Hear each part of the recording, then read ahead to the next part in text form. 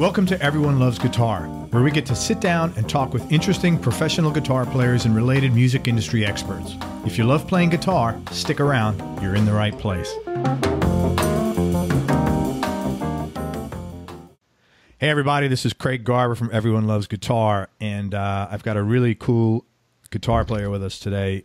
He's a great guy, really straightforward, and I love his hairstyle because it looks just like mine. And he is originally from Florida, which is where I live. So we're lucky to have guitarist Chris Condon with us today. He's a session player and a touring pro. He's currently living in Nashville. He got his BA in Jazz Studies at UNF, which is University of North Florida up in Jupiter, which is on the northern East Coast. Jacksonville. Oh, Jacksonville. Why did I have Jupiter? Jacksonville, which is way Jupiter's my hometown. Yeah, okay. Well, Jupiter's his hometown. He went to school in Jacksonville. But after relocating to Nashville in 2011, he quickly found work on the road with several artists, including Billy Ray Cyrus, She Daisy, Drake White, Morgan Fraser, Logan Mize, Brent Cobb, Granger Smith, Cody Johnson, and many others. He's currently the musical director and the guitar player for Billy Ray Cyrus, so that's a pretty big thing. When he's not on tour on stage, Chris can be found tracking guitars or producing at his studio and other studios in the Nashville area. He's growing session practice or teaching students what it takes to be a professional guitar player, giving Skype lessons. Chris, thanks so much for your time. I'm really happy to have you on the show. Thank you for having me. Hey, so the first thing I'm always intimidated when I'm speaking to someone who's got a degree in jazz, because intellectually you guys are just off the charts, because you kind of have to be to even play jazz, let alone get a degree in it. So be gentle on me. Don't throw around your IQ points. That's really funny.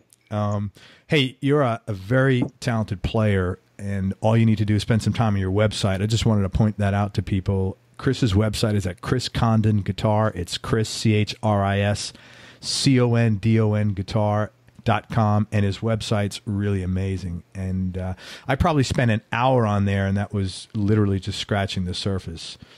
And so I wanted to ask you, it's probably one of the best, if not the actual best guitar website I've seen, because it's very comprehensive. You have it well organized, which makes getting to know you a lot easier. And it's really current. And I was curious if you maintain that yourself, or do you have someone that you say, hey, throw these new tracks on there? Or yeah, so I guess it was made, my buddy made it. I had him do it, and I don't know, Squarespace or one of those self-maintaining things. That's a Squarespace site. Interesting. Yeah. So it's pretty basic little thing, but you know, I update what I can. Then my buddy, he's good at like the Photoshop thing. So if I, you know, have to give him a logo to put on, he'll tweak it and make it formatted so it fits in there. And then, yeah, there's a few things I want to update there with the gear, and then, you know, the online lessons and promoting different stuff. But yeah, just trying to keep it going. And you got great photos on here, man. Your taste, the guitars that you're playing here, they all look like I see them. I'm like, man, I want to play one of those. I want to play. Yeah, man, they're all like, you know, really cool looking guitars. Oh, thanks. So, yeah, man. You came to Nashville 6 years ago, which is not a long time, yet you're super busy. And I remember when we first spoke to set up this call, you told me the story about what prompted you to move up there, and how that went down. Would you share that story with us? I thought it was really cool. Yeah. So I was, you know, I was in Jacksonville doing the Jazz Studies thing. I did that, and then I moved back to Jupiter, and I was playing in club bands with buddies and different people, and then I was teaching guitar full time. And one of my students brought in a Brad Paisley record, and I was never into country, you know, as you know, into shred and jazz and rock, whatever. And I really dug it. You know, it's pretty cliche, but the whole Brad Paisley thing. But yeah, you're definitely not the first guy who's told me that they got turned on to country because they heard Brad Paisley. And honestly, it was the tone. It was like I was like, oh my God. And then I had to learn these licks and stuff for my student, and I got really into it. And I just started getting more into it. And then I just picked up some, you know, country gigs around town. And then we were playing this regular gig on like Tuesday or Wednesday nights, and it was put on by the radio station every week. and, you know, guest artists would come in that were on the road touring. And this one, well, every week the guy at the radio station was like, hey, when are you moving to Nashville? I was like, I'm not, you know, I'm never going to move. It's pointless. You know, it's too above me. I'm happy doing this. And then, you know, but in the back of my head, I was always like, man, what does the future lie? Because if I just keep doing these bar gigs, and what's the ceiling of this? And like, you know, how far could this go? So I wanted to branch out, but I was very nervous because like, I'm not good enough. And then an artist came through, and I was talking to the guitar player, and I was like, man, how are you doing this? Like, you're touring. This is what I want to do. You know, this is my dream. And he's like, well, you got to solve the geographic issue, and you have to move. So I was like, wow, that's heavy. So the next day, the guy from the radio station calls me up. He's like, hey, man, when are you moving to Nashville? I was like, I told you I'm not. It's not going to happen. She's like, well, what if I can get you an audition? I was like, what? So that freaked me out because I was like, wow, it's like a Nashville audition. At this time, you know, the whole Nashville thing was such a mysterious thing. It was not real. So I was super excited, and I went and I auditioned, and I was so nervous, and I didn't end up getting the gig because the band was playing in Tampa, which is like 3 hours away. So the next morning I drove to Tampa and auditioned, and, you know, I didn't get the gig. Where were they playing? Just curious. Was Skippers or something like that? What's that? Were they playing at Skippers? Some amphitheater. Oh, okay. Okay. Yeah, but so I auditioned, and then I talked to the tour manager, and he's like, well, you know, you're living in Florida, and, you know, you should come up here, and we didn't really get a vibe for you because you're so nervous and you didn't say anything. You need to come and get some Nashville stage time and just really kind of feel it out. And I was like, wow, okay, well, I guess I should just do this, you know, because I was 27. And I was like, well, I want to do it before I'm 28. I just want to make this move. So I literally just packed up my car and just went. And I knew two people. I had no plan. I just quit all my gigs and teaching and packed up my hatchback and just drove. And it's funny because on the way there, my one buddy he had a room for me. I called him. I was like, hey, man, where am I going? You know what? I'm excited. I'm coming up. He's like, oh, man, it just fell through. So I was like, I don't have a room. So I'm literally driving up there with holy crap, with no plan. So my other friend, thankfully, he let me sleep on his floor for the first few days. And then as luck had it, I had a friend in Florida who knew a guy up here, and he had a room in a basement who was like opening up that week. And I rented that room, and, you know, just kind of just started going from there, and just, yeah, taking every gig I could.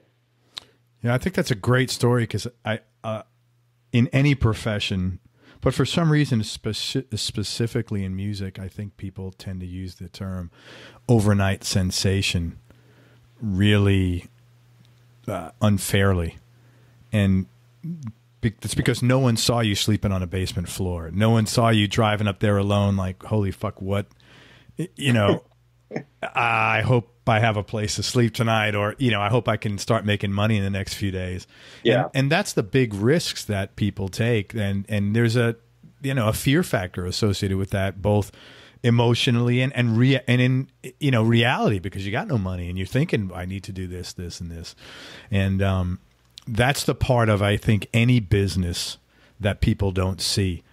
The dog days, because nobody wants to see that. You know, who wants? It's not glamorous. Say, hey, can I watch you hang out in your basement in a place you're not even, you know, that you're renting from somebody, you know? Right. So, but I really like that story, man. Okay, so you move up to Nashville 6 years ago. No one knows you. And since that time, you've literally toured with dozens and dozens of acts, some of them very well known. You've done loads of studio sessions. And again, I would encourage everybody to check out Chris's website at Chris Condon Guitar. And you have a shit ton of sponsors behind you, which are also listed on your website. So I guess I have two questions. First question is, what did you do in the beginning to get things going? Because I can only assume that your success today has been the result of like one massive hustle since day one.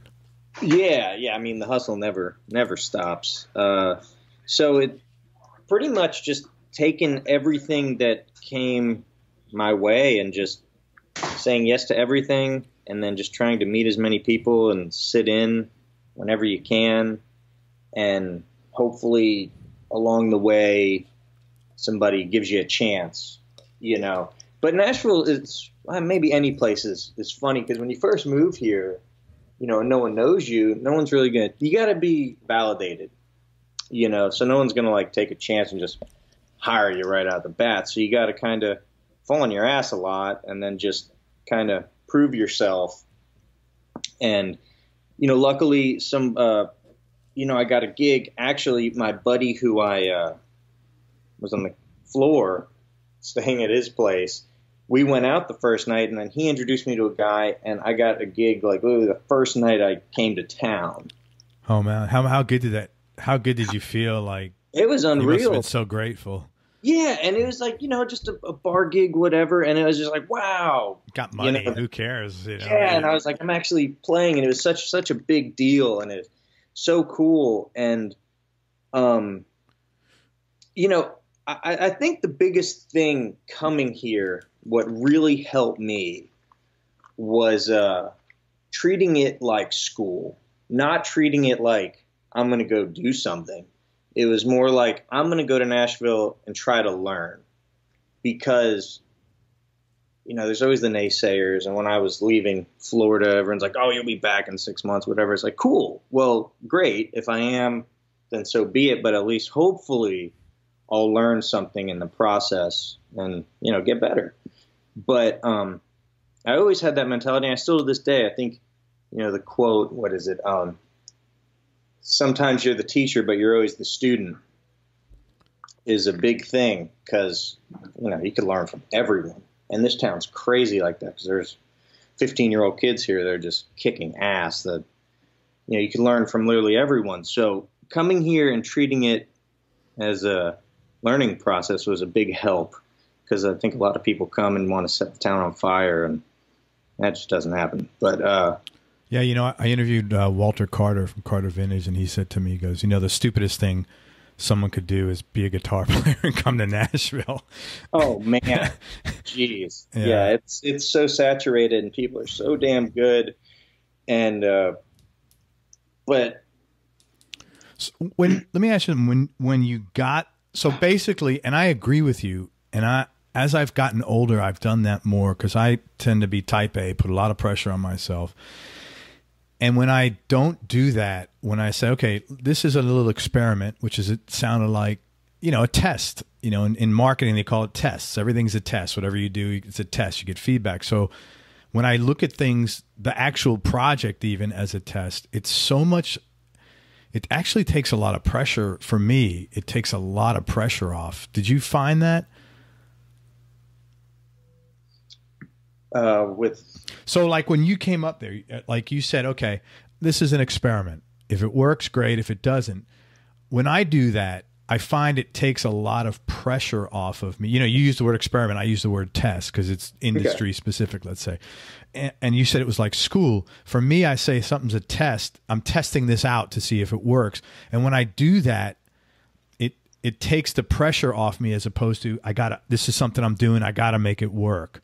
Which I want to always, you know, it doesn't change the amount of intensity and effort. It just changes my expectations a little bit. Did you find the same thing? Yeah, it definitely lessens the load. Yeah. That regard, you know, treating it like that makes it more enjoyable, maybe too. Yeah, much. You know, because I don't know. I think you never stop learning, and that's why I think I love this whole process, not just guitar, but just the music in general, learning about everything is the learning process. And I think if you keep that mentality, it just makes everything a lot easier and less stressful, like you said, you know. Now, I came and I got that gig, and then, you know, I got another gig and I was doing work, but when winter hit, the first winter, holy shit, that was depressing. Yeah, everybody says things slow down. I was like, man, what am I doing? And that was tough, because, I mean, you know, when you move to a town, and you don't know anyone, that's really tough because you got no one. You just kind of, no one's throwing you a bone because you have nothing to offer them. And that's the funny thing about, maybe anything business or anything else, people, if you can help them, you're going to get ahead. Right. It's just funny how that works. But I was talking to my friend about that in Florida, and I was like, man, I don't know. I might go home. I don't know. Things are really not clicking. He's like, man, just spend a year there. I know it's tough, but just see how it happens after a year. And then luckily I made some friends, and then next thing you know, it's like, wow, I love this place.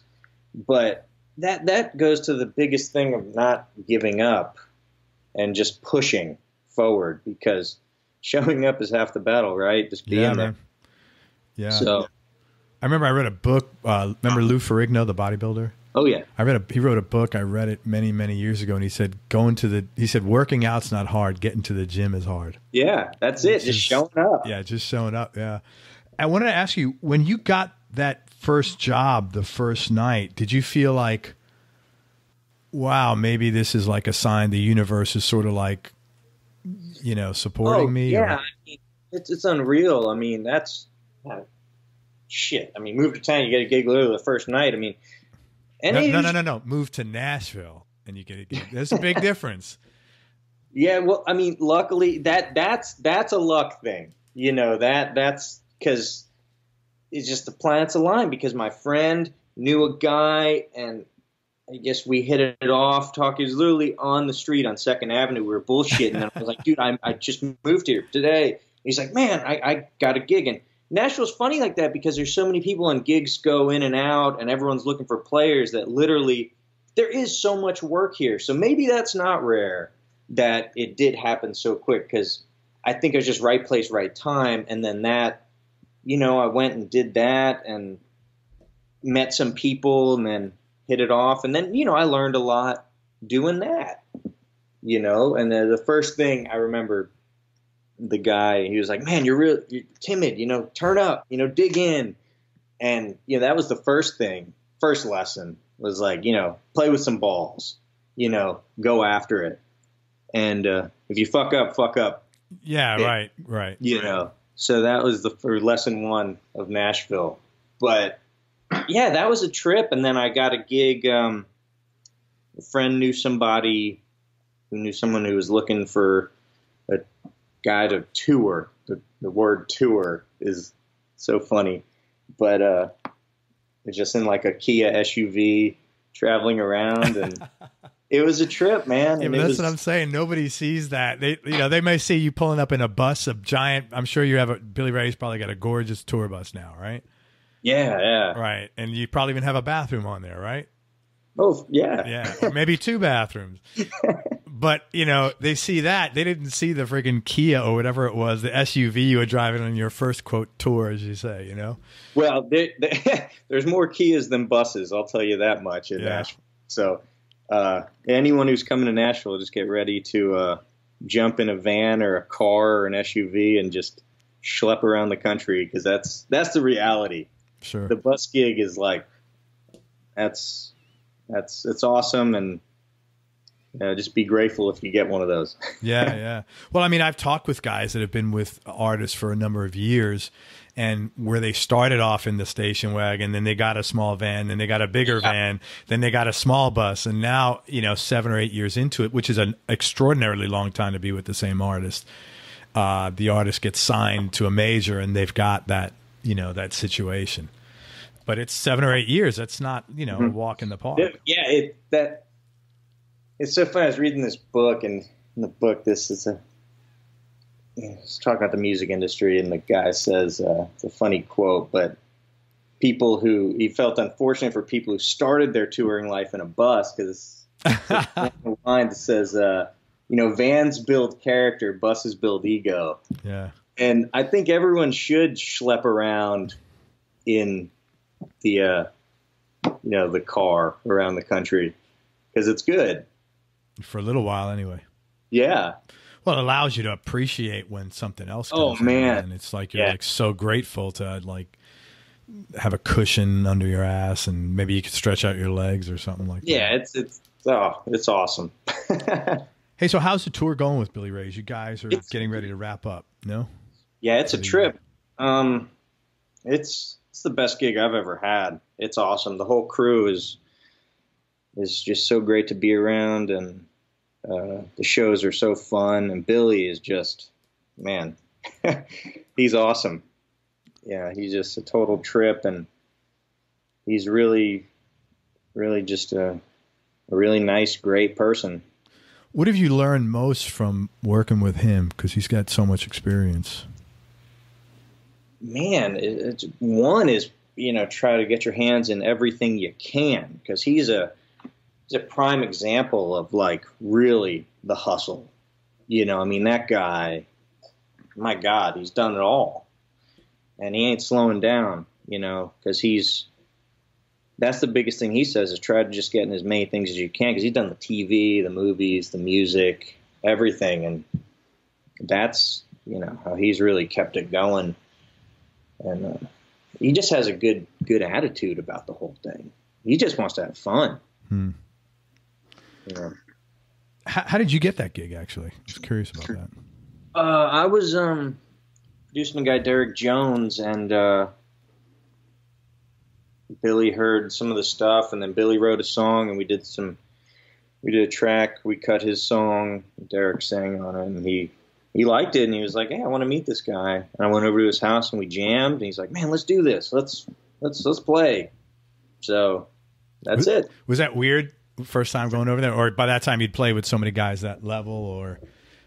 I mean, it's Billy Ray. I mean, of course, I'm so anxious. Like, wow. And then going to his house, it's like, it's surreal shit. It's like only in Nashville type deal, or, where you're just pulling up, and all those experiences are just so cool whenever you get the chance to do those really cool things. And yeah, it was super exciting, and it's still just so cool. I mean, he's a legend. Yeah. Like I could see calling, like, your buddy, you have a good buddy down in Florida. It's probably called, "Man, I'm about to go to Billy Ray Cyrus." Yeah.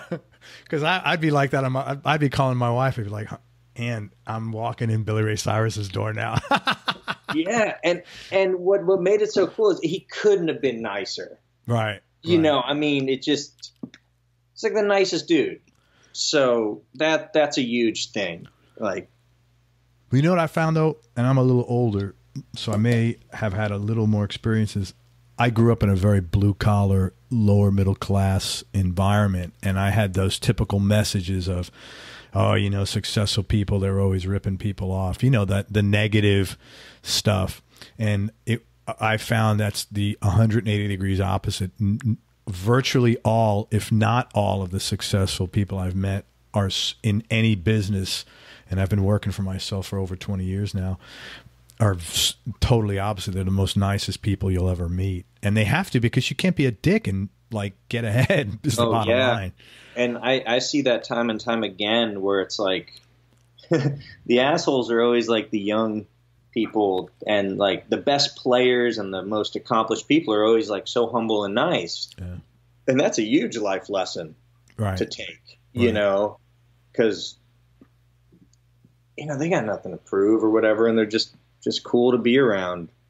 And from time to time again, it happens. Every time I meet someone who I'm like nervous to meet, and it's like I meet them, it's like, wow, couldn't have been cooler. Yeah. Well, I've learned that everybody's kind of the same. Everybody's got, kids that don't listen to them, too much shit on their plate. No matter how much money they're making, they got too many bills to pay, too many people tugging at them, and everybody's the same. It's just the way it is, and they just happen to have a different path. But all the guys I've met like that, whether in business or now I'm meeting guys like that in music, it's the same. You get on the phone with them, and it's the same. Everybody's got the same stuff that they're worried about. Is their family safe? Are their kids okay? That's just normal stuff. Yeah. You're going to Australia next year with Billy Ray. It looks like it. I hope. Have you ever been there before? No. So that's going to be super exciting. That's very cool, man. I wish you luck on that. Thank you. What else are you working on now, Chris, that you're excited about besides the Billy Ray tour? Well, just started this new, I guess, band or solo project thing with my buddy. Me and him, we've been producing and writing stuff for a while now, so we decided to kind of just throw something out there. And I don't think there's any motive for it, or we're not trying to make it. It's just a fun little thing, and whatever happens, happens. But it's a band called Atomic, and we have one song, and it's out there on Spotify. Oddly enough, how Spotify works, if you type in Atomic, it's The Atomics, which is a rockabilly band. Or the Atomic Rooster, which is a really old band from the 60s, probably. Yeah, so Spotify is funny how it like puts it in different bands, because I've actually found bands through other bands because they've been put in the wrong band folder, but we're trying to sort that all out. But yeah, so that's exciting. Trying to write. Can you play it? Can you see it online anywhere? Is there any place people could listen online? Yeah, just Spotify. Oh, just Spotify is the only place. Yeah, and it's what's the name of the song? I Love It. It's called "I Love It" by Atomic. Yep. Great, check that out, everybody. What kind of music is it? It's kind of like a 80s retro. It's more pop than anything. More in the vein of 1975 Daft Punk.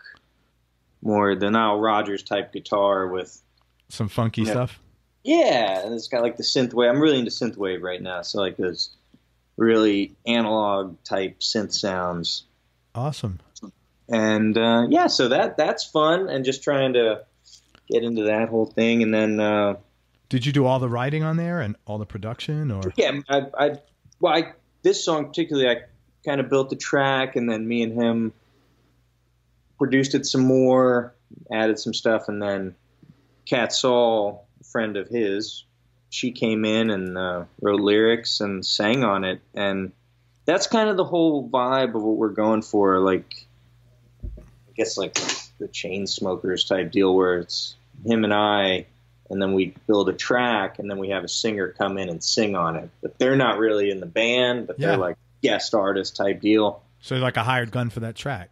Yeah, and like of course they have the writing, all the writing credit and all that. But yeah, just trying to, who knows what's gonna happen. It's just fun right now. Just trying to see what happens. Like, do you bring people in there for drums and bass, or do you guys handle all that? We're programming all that. Okay. And then, the bass stuff. I mean, I'm sure we'll bring in people. I played, or what did we do? No, that track particularly, it's all like Moog and synthy bass line stuff, Prophet or whatever. So it's electronic keyboard more so?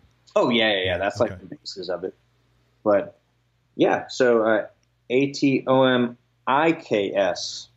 Oh, Atomics. Yeah. Okay. ATOMIKS. I Love It on Spotify. Yeah. Cool, man. So yeah, so that's that. And then also a part of this guitar and pickup company, Lust for Tone, and been trying to promote that, and starting to do. It's my buddy in Florida. He's been building pickups for a while now. Now he's getting into guitar building, boutique guitars and pickups, and we've been trying to just promote the company and trying to get it out there. We just did the NAMM in Nashville here, and just trying to get more in the product, do more gear demos of that with videos and whatnot. So, yeah, that's a big thing, trying to get that off the ground. It's called Lust for Tone. That's the website as well, lustfortone.com. Mm-hmm. Yeah, lustfortone.com. For FOR, Tone, T-O-N-E. Great. Yeah. Very cool, man. You grew up in Florida, in Jupiter. Mm-hmm. When did you know you wanted to play guitar professionally? Like, it sounds like it was just a thing you did, but was there ever like a conscious decision or a point in time where you said, because you're obviously an intelligent guy, so I mean you could have done other things. What was there like a defining moment, or say, hey, I need to do this? What was there? Well, let me see here. Defining moment. Actually, it's kind of funny. Like when the thing that hit me when I knew like I wanted to like play guitar, I don't know, like career wise. I mean, I was kind of a misfit growing up, so I had no direction whatsoever. But I was really into like punk rock and stuff like that growing up, and I dabbled in guitar. And then I was with a girlfriend at the time in high school, and me, her, and her friends went down to Fort Lauderdale to see her boyfriend's band play. And in the car, I remember I was like sleeping in the back, and the guitar player of the band had Yngwie Malmsteen playing. And I heard Black Star and Far Beyond the Sun. And I got up, I was like, what the hell is that? And I had never heard anything like that. And that was the definitive change. That was when I was like, oh shit, wow. And I got like the bug. And then I got into that, and then like Al Di Meola, that was like my first two like dudes. So I was obsessed with Yngwie and Di Meola. And then I, because of Di Meola, I got into like the jazz stuff. I got Joe Papp's record, and I just started I got the bug. Wow, that's a total change of direction from listening to hardcore, getting into Al Di Meola, Joe Pass. Yeah. Really? So like, growing up, it was like, Black Flag and Battalion of Saints and the Addicts and just all this punk rock stuff that I just loved. And then I got into like Guitar Hero world, and it just bit me. And then, cause when I was, before that, like me and my buddies had like a garage band where we played like bad Ramones covers. Well, they only lasted a couple of minutes. Yeah, and like we tried to get through those, and then, just different little garage bullshit bands, and then I don't know, something, I heard that, and then I was probably 16, 17, which actually I was in this like shitty metal band, and I could barely play, and then I remember I was at dinner. Me and my mom were eating, and the phone rang, and my mom picks it up. And the other guitar player was like, "Hey, tell Chris he got the pink slip." And I got fired from my band. And they told your mom. That was horrible, man. And she's like, "Chris, I think you just got fired." Oh my! I was like, "Oh man, that's horrible, man." So that kind of pushed me to like take lessons, and I was like taking lessons, and then I got into the whole really heavy into guitar. I give you credit though. That's pretty like noble to sit and take the responsibility on you. Say, hey, I need to make my playing better, instead of like, oh, those guys are fucking assholes, I'm great. Yeah, well, the tough love thing it's always worked for me. Just like brutally honest. I always preferred that over the sugar coated shit. Yeah, I'm the same. So I was just like, it was more like I'll show them. Yeah, man. Righteous indignation has helped me very much in my life throughout the course of my life. So then, that just really, I started taking lessons. All I wanted to learn was like theory. I was like, oh, I need to learn theory. That'll be good. And I got really into that. And that's kind of what got me the bug to like, go to school, because I had no direction. So I was like, oh, I'll go to school for music. Why not? And then that kind of started that whole thing. But I originally wanted to teach. That was the whole point of going to school, was to be a teacher. And then after going to school, I was like, no, I think I want to perform. I don't want to teach really. So then I decided to just play. That's a good story, man. Very cool. Thank you for sharing that. What do you want to do more of moving forward over the next few years, or even long term, if you have a vision for that? It's more, studio work and producing really is kind of what's on the table. That's kind of what excites me more. I love guitar, I always will, but a little burned out on it. I'm more excited about the engineering and producing aspect of music right now. And is it the Atomics is probably helping you pay tuition along those lines, I'm assuming?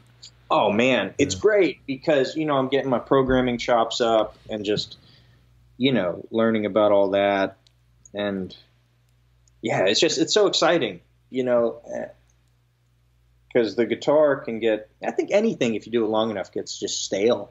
Yeah. And I love guitar, geez, it's the best, but Chris, everyone loves guitar. Sorry, man. I had to jump in there. That was so cheesy. Shameless plug. Yeah, that was awful, man. So that's where I'm at now. And then just the different you know, they're looking at guitar differently, you know, more because the misconception, you know, like the whole, I guess, the studio guitar playing is a lot different than like coming to town, like being the shredder guy. It's two different worlds, you know. And production has helped a lot with my guitar playing. Mm. And the session thing, of course, helps with guitar playing because you're learning so much about different aspects and timing and just more how important rhythm is. And rhythm guitar playing more than playing lead. That's interesting. Because lead is overrated. Because, I mean, if you think about it, you're only playing lead if you even get a lead in a song, what, for 8 bars if you're lucky. Yeah. So the whole lead guitar thing, it's cool. And, you know, there's definitely a place for it. But I think the meat and potatoes is like the rhythm guitar playing and trying to really hone that in. Because that's only going to help lead playing. And that's kind of where my focus is now, is trying to just get better at that and just playing parts more pocket and just trying to focus on that. Yeah. So the shifting, you know, with the studio work and producing has shifted my whole concept of guitar. That's really good. It's probably something you enjoy because you've been doing it so long, as you said. If you're getting burnt out, you know, having a new outlook, it's like a second wind, I would imagine, in a sense. Oh, man, it's great because you always got to find inspiration to keep you going. Totally. And I think by default, I've just fell into these things just by curiosity, you know, of wanting to see different avenues of music. And I think in the current state of music, you almost have to. Yes. You have to produce, you have to write, you have to engineer, you have to whatever you're doing. I think just playing your instrument is very, you know. Well, there's just not as much opportunity to make the money that you could have years ago, I think, is the reality of it. Yeah. And then just the learning thing of just when you do other things, you start thinking differently. You know, I think all great session players are producers first because you have to look at the song as a whole. And guitar playing is out of it's not even in the picture anymore. It's the song. Guitar playing is, you know, it's more orchestration than being a guitar player. Yeah, it's interesting. I spoke to Jerry McPherson, and he, you know, he's been a session player like 25 or 30 years, and he said it's the big difference now is you've got to get to the punchline really quick in modern production. And it's not like years ago where people are sitting there willing to listen to, at least let me get to the chorus once or twice. He said, right. if you're not, you know, compelling pretty quickly, right. You know, and it's like writing a sales letter. If you don't have a good headline, no one's going to read it, you know? Let's talk about some gear for a little bit. What's your go-to guitar right now? And let's say, what other 2 guitars of yours would you make up as your top 3? Style-wise, I think like Tellys and Strats are my go-to. So like a Telly, Strat, and like a 335 or hollow body type thing is kind of my 3 go-tos. But I've been using the Lust for Tone guitars, and they're just incredible. And I have a Telly style and a Strat style, and they're just killing it. So those are my 2 go-tos, and then I have a couple hollow bodies I use. Cool. Are there any? You have any interesting or cool stories behind any of your guitars? How you got them?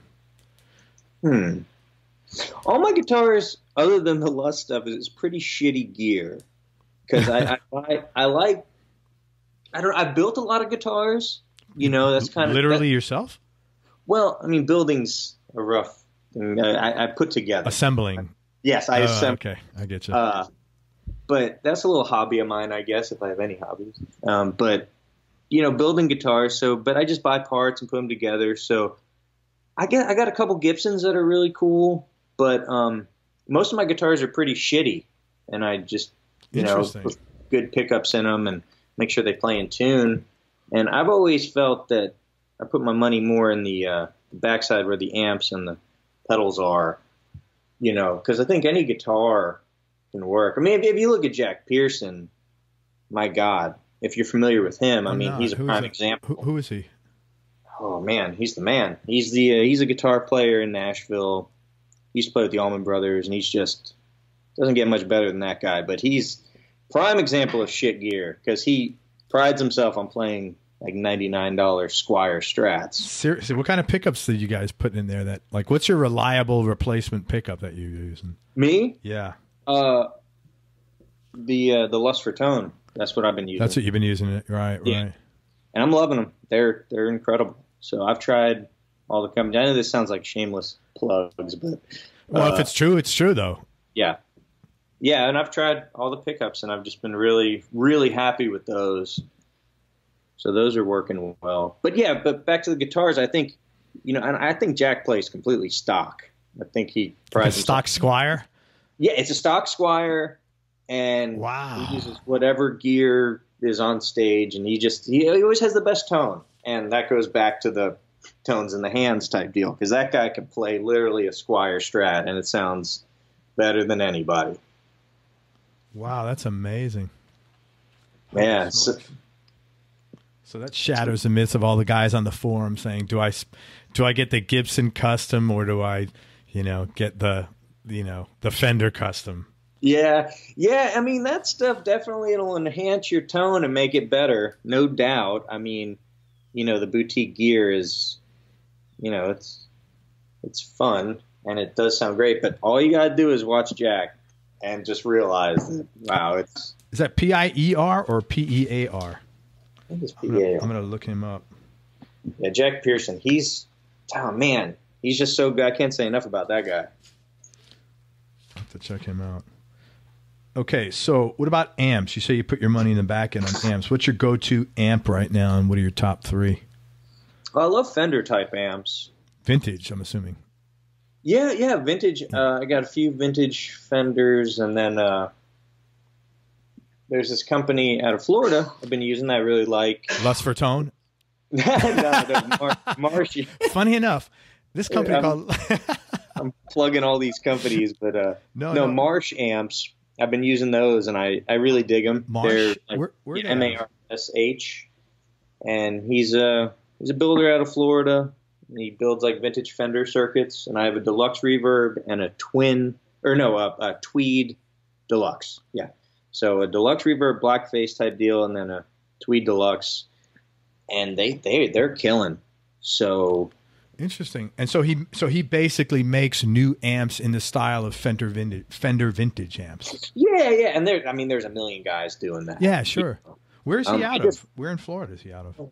Where is he? He's in oh man, it's like Hollywood or like Lauderdale area. Yeah. Okay, I think check that out. I'll look him up online. And yeah, I love those amps. And then I got a lot of amps I use for different things. Music Man amps are great. I got a bunch of those. And then of course old Fenders, and then Silvertones are killer. So. Do you have a favorite album maybe, or favorite song? That's a tough one. That is tough to narrow it down to one. There's so many. I would have to say maybe top three, or maybe that's cool. I don't know. Dark Side of the Moon. Dude, that's mine. That's my top three for sure. How could you not have that album? Yeah. That's such an amazing one. And then Blood Sugar Sex Magic by the Chili Peppers. Yeah. And then, I don't know, there's a few different ones. The Ryan Adams album, I guess is a self-titled one with him on the cover. Mm-hmm. That's kind of a perfect album, I think. I don't know if it's an album, but the live John Mayer, Where the Light Is, that's pretty extraordinary. So I guess the Continuum album would be pretty up there. The Daft Punk Random Access Memories, that's pretty up there with me. As far as songs, top songs, maybe Soul to Squeeze by Red Hot Chili Peppers. Yeah. Good song. Hurt by Nine Inch Nails. The jazz song Tanya by Dexter Gordon. Oh, that's way back. Dexter Gordon. Was he an alto player, I think? Or was he a saxophone player? Tenor sax player? Okay. And then Echoes by Pink Floyd. Oh, what a crazy song. You know what's amazing, though, man? If you listen to, like, even some of the last, in Poland, Gilmour live stuff, it was just as good. I don't know if you've got a chance to hear that, but he just did the Pompeii. Pompeii. I saw it. I need to check it out. It was phenomenal. I was like standing up. I clapped at the end of it, like I was at a concert. Man, it was. I couldn't believe how good it was. It was just phenomenal. Yeah, and it was just they're my all-time favorite band. So I was. Yeah, me too. I'm nuts over that band. Yeah, you've seen the original Pompeii, right? Oh yeah, of course. But there was that wasn't a concert. That was just like where they hung out and set up all their gear and shit. That's like the most rock star thing I've ever seen. Yeah, that was very cool. Like, who does that? They just got the Coliseum and just played. Well, apparently Gilmour's show that he just had, that was the first actual concert in the theater since like 69 AD. It has, Jesus. Yeah, it has not. So is the new one in the actual Coliseum they did? Yeah. Wow. Yeah, it was just, I mean, the sound was just phenomenal. His band was really good. I mean, in all fairness, the drummer and the keyboard player were really good. But if you're like a diehard Pink Floyd guy, you were able to notice, you could discern that, there's things that Nick Mason and Rick Wright do. Well, I've always thought that because all the stuff, and not to discredit the drummer for Gilmour, he's amazing, but I feel like he's too good, like he's not too good, but he's just like, he's on the grid a little bit. Because Nick Mason, a lot of drummers hate Nick Mason, but I think he was the driving force behind Pink Floyd because he played so behind the beat. He was such a lazy drummer, and that's what gave it that feel of that, like this lethargic thing. And the new drummer, like, because I don't know, he did some of these live DVDs. It sounds great, but it's like it's too tight. You're missing Nick. Yeah. Yeah, it's too like ahead of where Nick would put it. He was lazy in the sense he was behind the beat, but he wasn't lazy in the sense of like he was, he loads of tom fills and stuff like that. He was just, yeah. Just I noticed it in the sound. It's like, you talk about a guitar player. Someone can get up and play Hendrix. Someone can get up and play Eric Clapton. But the difference is they're in the hands, and just the same thing I think with the drummer. You just missed it. And the same thing with the keyboard player. It was really good, but there was just certain vibe that, those guys did together that was, Well, it's a unit. Amazing. It's like Zeppelin or Chili Peppers. When they find those, like with Frusciante with Chili Peppers, that's the unit. And with I agree with that. With Floyd, that original lineup and Zeppelin. It's like when you listen to this new Zeppelin with Jason Bonham on drums, it's cool, but once again, it doesn't have that swagger. He's too like on the grid, like too tight. He hits as hard as his dad, though. That's what I was wondering. Because his dad to me was one of the hardest hitting drummers ever. I mean, but Jason is good like that too. I mean, he hits he's great. He's a killer drummer. But someone with Mason and Bonham, that 70s swagger, that's the thing, man. It's that swagger that just drives those bands. Who's a great drummer and hits really hard? I don't know if you've ever heard of Government Mule. There's a guy named Matt Apps is their drummer. And he's one of the few guys today that pound the skins like that. And what's amazing is, Matt, not really, but Warren Haynes hangs out. But Matt Apps has got to be like, I don't know, 5'5", 140 pounds. And I couldn't believe him because you'd think he was like, this massive, he's really a great drummer, pounding the shit out of the skins, man. Anyway, but yeah, man. So those are some good selections you got there. What was your first guitar, and do you still have it? I don't. I got a nylon string shit guitar off my buddy. I traded rollerblades for when I was younger, and that's me just kind of like noodling. And then I remember I got a guitar from a pawn shop, and then that kind of started the whole like guitar thing, I guess. I never took it serious at that point, but because we went over that when I got the bug. But yeah, I just kicked around with it, and I unfortunately I don't have those guitars anymore. That's interesting. I've never been to a pawn shop. Can you believe that? What? And I've been living in Florida since 1989. I have to go. I went to the cigar bar a while ago and I was smoking and I met this dude and he was telling me like, I don't know how we started talking and he said, oh, I got a really bad habit. And I said, what? He goes, I go to pawn shops all the time. And I said, really? I said, where should I go? I've never been in one. And he gave me like a list of like 20 in Tampa. I was like, oh yeah, there's always cool shit in pawn shops, man. I've got to go. I'll go with one of my sons. Down and out. And then they pawn their shit and then you get good deals. Yeah, I have to go check one of them out. And I'll go with one of my sons because they'll be interested in that. What does playing guitar give you emotionally or do for you emotionally or allow you to give yourself or others? I think it's my antidepressant, really. I mean, like if I'm not practicing or really staying up on it, I get down. So I know like it's definitely like a self-medicating thing for me. Yeah.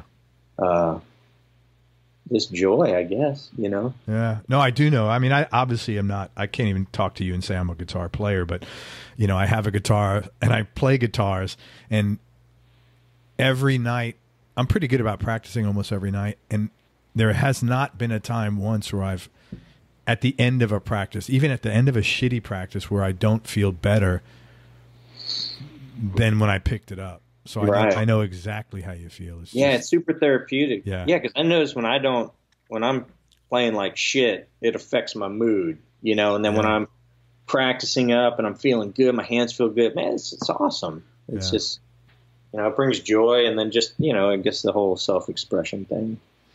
This is a hard question for you to answer, I think, but if you weren't doing what you're doing now, what do you think you'd be doing instead?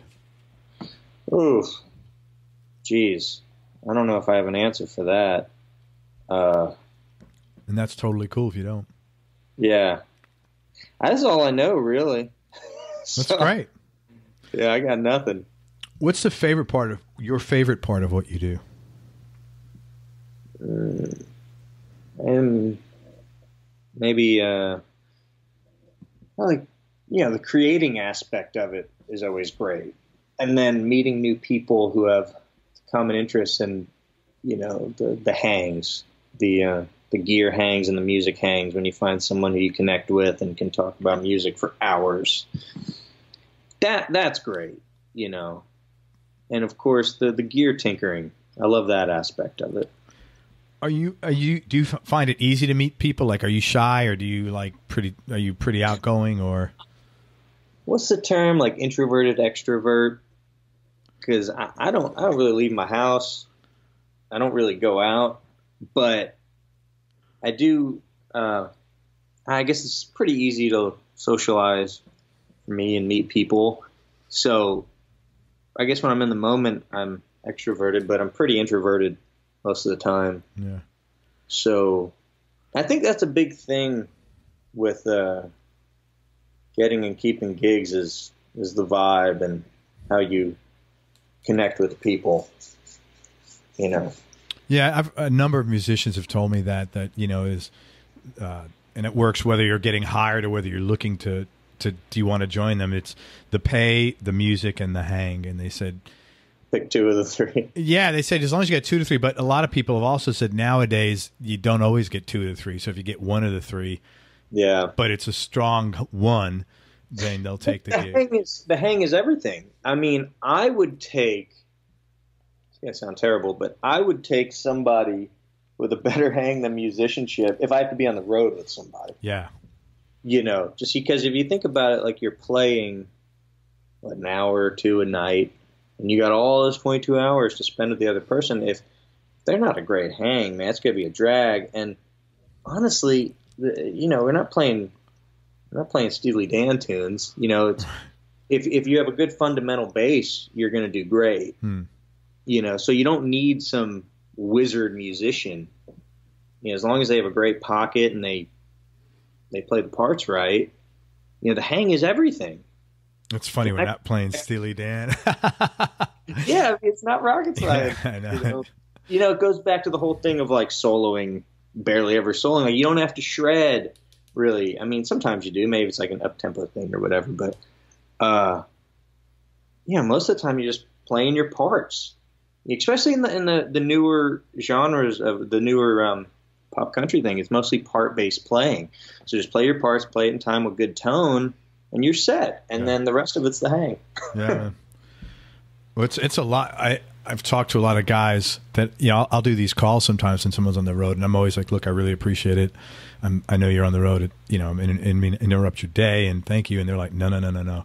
You just helped me so much because I now have an hour or an hour and a half less to figure out, oh my God, how am I going to kill that hour and a half? Oh, yeah. Yeah.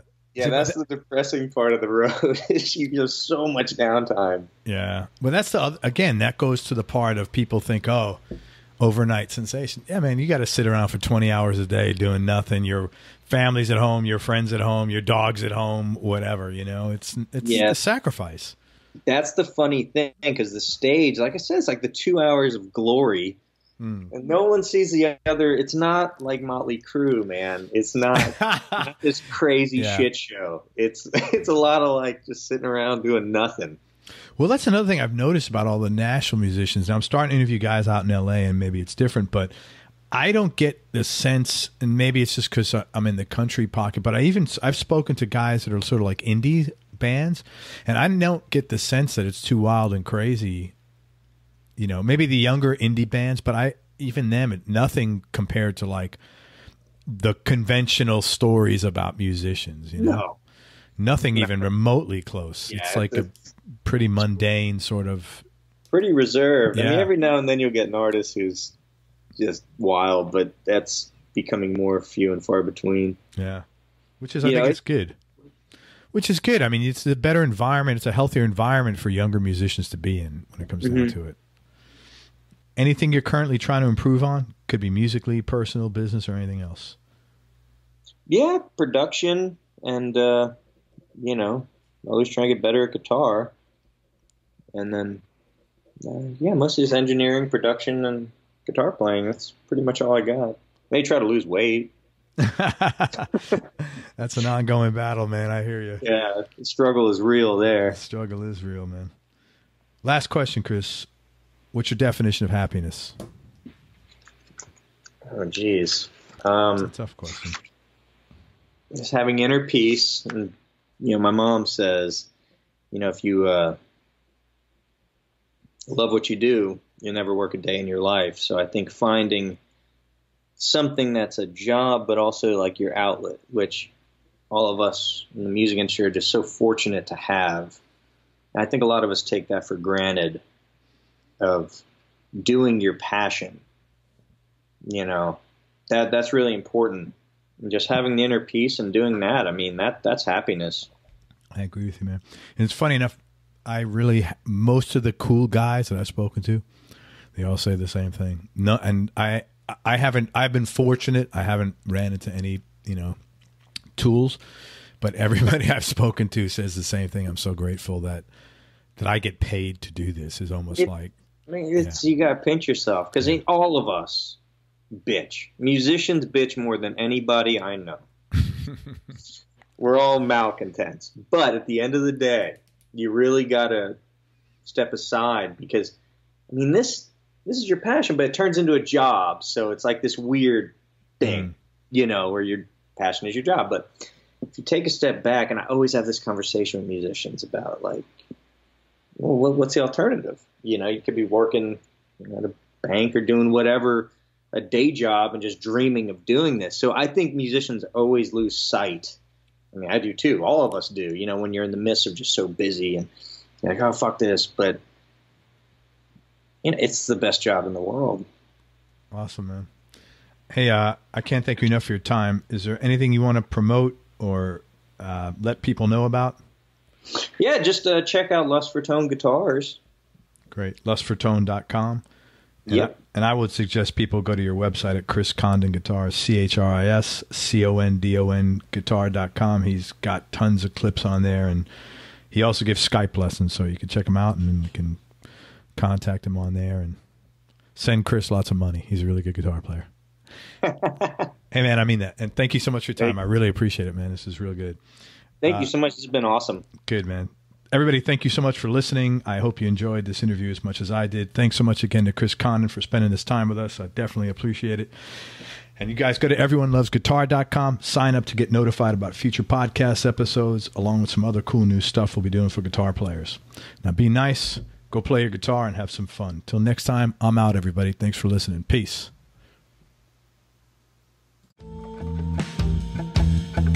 We hope you enjoyed this show. If you did, subscribe to the Everyone Loves Guitar podcast, and you can do this online at everyonelovesguitar.com or on iTunes. And if you like the show, please leave us a 5-star positive review. The more 5-star reviews we get, the higher our show ranks, and higher rankings mean we get to continue speaking with cool, interesting guests on our show. We'll see you on the next episode, and until then, keep playing your guitar and have fun making music.